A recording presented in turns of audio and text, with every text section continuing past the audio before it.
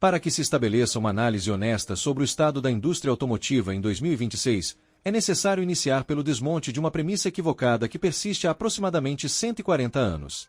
Desde a saída dos primeiros veículos com motor de combustão interna das fábricas alemãs, a interface fundamental entre a máquina e a estrada permanece essencialmente primitiva.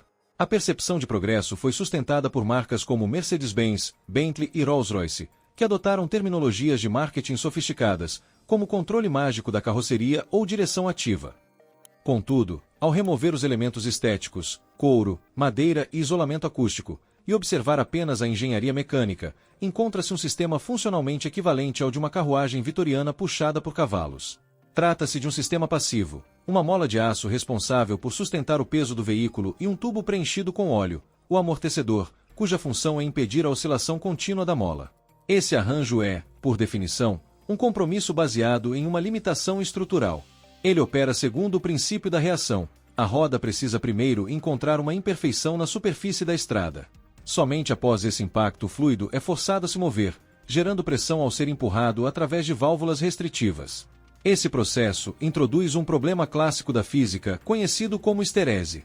Independentemente da capacidade de processamento de um veículo moderno, como um Porsche Panamera, o óleo no interior do amortecedor possui viscosidade física. Ele demanda tempo para se deslocar e para gerar pressão. Existe, portanto, uma latência inevitável entre o impacto da roda e a reação da suspensão. Durante mais de um século, esse atraso foi apresentado como inevitável.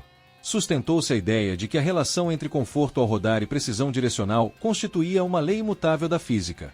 Difundiu-se a noção de que seria impossível combinar a dirigibilidade de um Fórmula 1 com o conforto de um hovercraft. Essa premissa, no entanto, mostrou-se falsa. A solução para esse problema foi identificada há décadas. No início dos anos 1990, a equipe Williams de Fórmula 1 desenvolveu o FW14B, um carro equipado com suspensão hidráulica ativa tão dominante que acabou sendo banido pela FIA por eficiência excessiva. Esse projeto demonstrou que o controle ativo da altura da suspensão proporcionava vantagens aerodinâmicas significativas. Paralelamente, o Dr. Amar Bose, fundador da Bose, dedicou cerca de 30 anos e centenas de milhões de dólares ao desenvolvimento de um sistema no qual motores eletromagnéticos substituíam completamente os amortecedores convencionais. Seus protótipos baseados em veículos Lexus eram capazes de saltar obstáculos e realizar curvas sem qualquer inclinação perceptível da carroceria. Apesar dos resultados, a indústria automotiva encerrou o projeto. Os argumentos apresentados foram excesso de peso, complexidade elevada e alto consumo energético. Grandes grupos da Alemanha e de Detroit optaram por manter soluções incrementais, refinando sistemas hidráulicos tradicionais. Apostaram na longevidade do motor de combustão interna e da arquitetura elétrica de 12 volts. Essa aposta mostrou-se equivocada. O que não foi antecipado foi a ascensão das plataformas de veículos elétricos de alta voltagem, capazes de fornecer a densidade energética necessária para viabilizar soluções antes consideradas impraticáveis. É nesse contexto que surge a ruptura tecnológica observada atualmente. A BYD, empresa originária de Shenzhen e inicialmente dedicada à fabricação de baterias para celulares, assumiu o protagonismo deixado pela engenharia ocidental. Com o Yangwang U7 e o sistema DISU-Z, a empresa conseguiu levar à produção em massa a suspensão baseada em motores lineares. É fundamental, contudo, esclarecer o significado dessa inovação. Não se trata de suspensão a ar. Nesse tipo de sistema, uma bolsa de borracha apenas substitui a mola de aço, mantendo-se a dependência do comportamento lento do gás. O DISU-Z elimina completamente fluidos e gases. O sistema é inteiramente seco. Em cada canto do veículo, há um motor eletromagnético linear trifásico. O conceito pode ser comparado a um trem maglev de alta velocidade encapsulado em um cilindro compacto dentro do arco da roda. Ao receber corrente elétrica, o motor gera força diretamente, não pressão, e o faz em escalas temporais praticamente instantâneas. O parâmetro central dessa revolução é o tempo de resposta, cerca de 10 milissegundos. Para efeito de comparação, o cérebro humano leva aproximadamente entre 200 e 250 milissegundos para processar uma ameaça visual, enquanto um piscar de olhos dura cerca de 100 milissegundos. O sistema DISU-Z interpreta a superfície da estrada por meio de sensores e lidar, calcula o vetor de força necessário e movimenta fisicamente a roda cerca de 20 vezes mais rápido do que a percepção humana consegue registrar uma irregularidade. Isso viabiliza, na prática, a aplicação da teoria do gancho celeste. A carroceria permanece estável no espaço, nivelada em relação ao horizonte, enquanto as rodas se movimentam de forma ativa sob o veículo. Mecanicamente desacoplado do chassi, o motor é capaz de estender a roda em uma depressão e retraí-la antes que a onda de choque alcance a cabine, eliminando, na prática, a influência da topografia da estrada. Outro ponto recorrente diz respeito ao debate sobre massa não suspensa. Durante décadas, críticos argumentaram que a adição de motores elétricos às rodas comprometeria a dirigibilidade devido ao aumento da inércia. Essa crítica é válida para sistemas passivos, mas perde força diante de um sistema ativo como o diz o Z.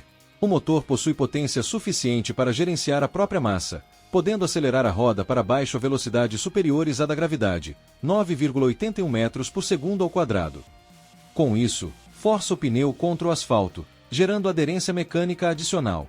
A suspensão deixa de ser um elemento reativo e passa a atuar como um gerador ativo de força descendente. O resultado é um nível de conexão com a estrada que nenhuma mola mecânica, independentemente de custo ou calibração, consegue reproduzir. Se o Yangvan U7 representa a aplicação dessa tecnologia em um contexto de luxo, o Yangvan U9 simboliza sua aplicação extrema. Equipado com o sistema DIS-UX, a versão mais avançada da tecnologia, o U9 evidencia o potencial da arquitetura elétrica de 800 volts baseada em carboneto de silício. Apenas o sistema de suspensão é capaz de atingir uma potência máxima de 36 kW. Esse valor supera o consumo energético total do conjunto motopropulsor de muitos veículos urbanos compactos. A razão é simples: desafiar a gravidade exige força bruta. O vídeo amplamente divulgado do U9 saltando do solo não se trata de uma encenação, mas de uma demonstração clara de densidade de potência. Para que um veículo de 2,5 toneladas deixe o chão, os motores precisam liberar força de maneira instantânea e explosiva. Ainda assim, a verdadeira revolução não está no salto, mas na segurança. O U9 é capaz de operar com tração efetiva em 3 rodas. Em supercarros tradicionais, como Ferrari, McLaren ou Lamborghini, a perda de uma roda em alta velocidade geralmente resulta no colapso da suspensão, no contato do chassi com o asfalto e em uma rotação violenta, frequentemente com consequências fatais. No U9, os sensores detectam a perda de carga vertical em milissegundos. O sistema de DIS-UX retrai imediatamente o cubo da roda ausente, suspendendo do solo. Em seguida, enrijece o canto diagonalmente oposto para atuar como ponto de apoio e utiliza o conjunto de 4 motores elétricos para redistribuir o torque, mantendo o veículo estável e em trajetória reta. O sistema é capaz de transformar uma falha mecânica potencialmente catastrófica em um evento plenamente administrável. Trata-se da forma mais avançada de redundância já aplicada a um veículo de produção. Essa capacidade expõe um ponto sensível dos supercarros europeus.